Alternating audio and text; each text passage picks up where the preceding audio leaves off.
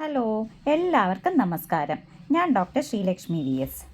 നമ്മുടെ തൊടിയിലൊക്കെ ധാരാളമായി കണ്ടുവരുന്ന ഒരു സസ്യമാണ് സഹദേവി എന്ന് സംസ്കൃതത്തിൽ അറിയപ്പെടുന്ന പൂവാങ്കുറുന്തൽ. ദശപുഷ്പങ്ങളിൽ ഒന്നായ പൂവാങ്കുറുന്തൽ ഒരുപാട് ഔഷധ ഗുണങ്ങളുള്ള ഒരു സസ്യമാണ്. ഇതിൻ്റെ ഇലയും വേരും പൂവുമെല്ലാം മരുന്നിനായി ഉപയോഗിക്കുന്നു.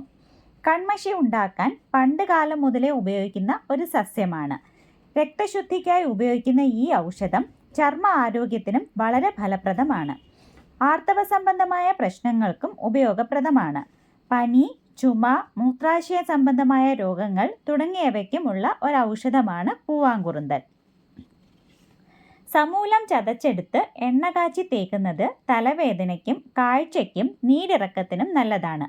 മൂക്കിൽ ദശ വളരുന്നതിനും ഫലപ്രദമായി ഉപയോഗിക്കാവുന്ന ഒരു ഔഷധമാണ് പൂവാങ്കുറുന്തൽ.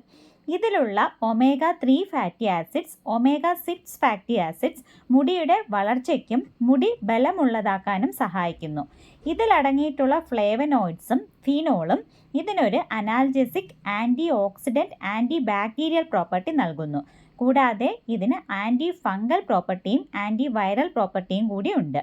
വിരശല്യത്തിനും ചർമ്മരോഗങ്ങൾക്കും ഉത്തമമായ ഒരു ഔഷധം കൂടിയാണ് പൂവാങ്കുറുന്തൽ. വീഡിയോ ഇഷ്ടമായാൽ മറ്റുള്ളവരുടെ അറിവിലേക്കായി ഷെയർ ചെയ്യുക. വീണ്ടും മറ്റൊരു വീഡിയോയിൽ കാണാം.